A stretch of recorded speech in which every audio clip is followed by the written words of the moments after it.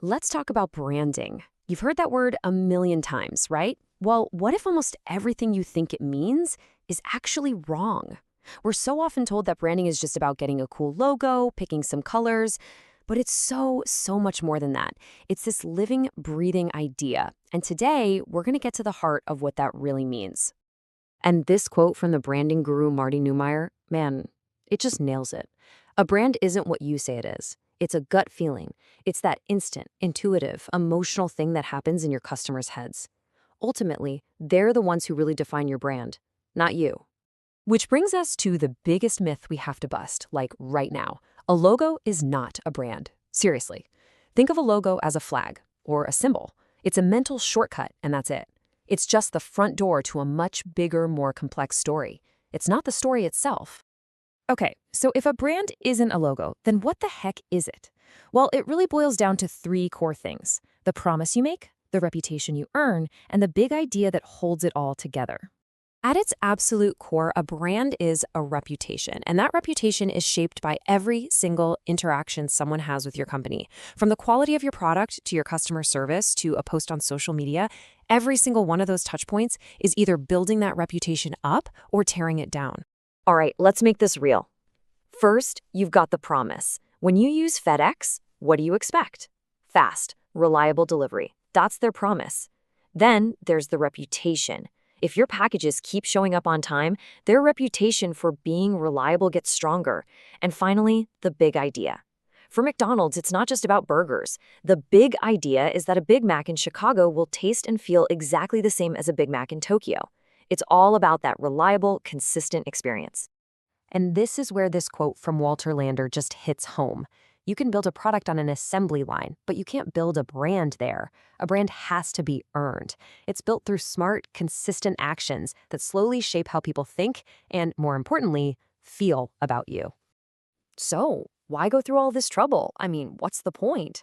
Well, because a strong brand gives you a huge strategic advantage. It shapes how people see you, it cements your position in the market, and here's the big one: it lets you charge what you're worth.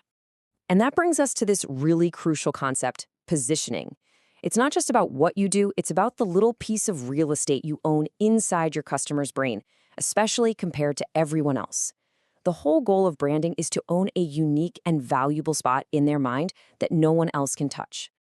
Okay, let's look at a classic example of this in action. Listerine owned the market. Their brand was all about being strong, medicinal, effective. You couldn't just come in and say, "Hey, we're stronger." So what did Scope do? They pulled off a genius move. They took Listerine's biggest strength, its intensity, and flipped it into a weakness. All of a sudden, Listerine wasn't just strong, it gave you medicine breath. Brilliant. And Apple did something really similar with those iconic "I'm a Mac, I'm a PC" ads. Back then, PCs were the undisputed kings of the office, all business, serious, professional. So Apple positioned themselves as the exact opposite. They were the creative, the cool, the modern choice. They basically turned the market leader into an old, stuffy guy in a beige suit. It was a masterclass in defining yourself by what you are not.